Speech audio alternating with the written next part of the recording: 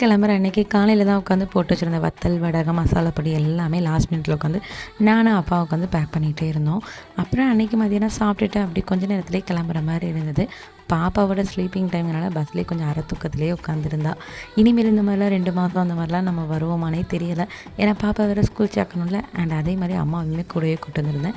பாப்பா 10 மாதம் இருக்கும்போது வந்தது. அதுக்கப்புறம் இப்போ தான் வராங்க. இந்த ஒரு விஷயம் அடிக்கடி என் மைண்டுக்குள்ளே தோணிகிட்டே இருக்கும். எல்லாமே நம்ம ஆன்லைன் ட்ரான்சாக்ஷன் பண்ணுறோம். பஸ்ஸு டிக்கெட்டுமே நம்ம அப்படி எடுத்தோம்னா எப்படி இருக்கும் அப்படிங்கிற மாதிரி. பட் அதோடைய போஸ்டரில் பஸ்ஸில் பார்க்கும்போது எனக்கு ஒரு நிமிஷம் ஷாக்காக இருந்துச்சு. இந்த மாதிரி யாராவது டிக்கெட் எடுத்திருக்கீங்களா என்ன ஏதுங்கிறத கமெண்ட்டில் ஷேர் பண்ணுங்கள். நான் எப்பொழுதுமே வீட்டுக்கு வந்தோடனே வேலையாக போகிற இடம் என்னென்னு பார்த்தீங்கன்னா கிச்சனாக தான் இருக்கும். பட் பரவாயில்ல, இந்த தடவை கொஞ்சம் நீட்டாகவே வச்சுருந்தாங்க. பட் வந்து ஸ்டவ் மட்டும் கொஞ்சம் அழுக்காக இருந்தது.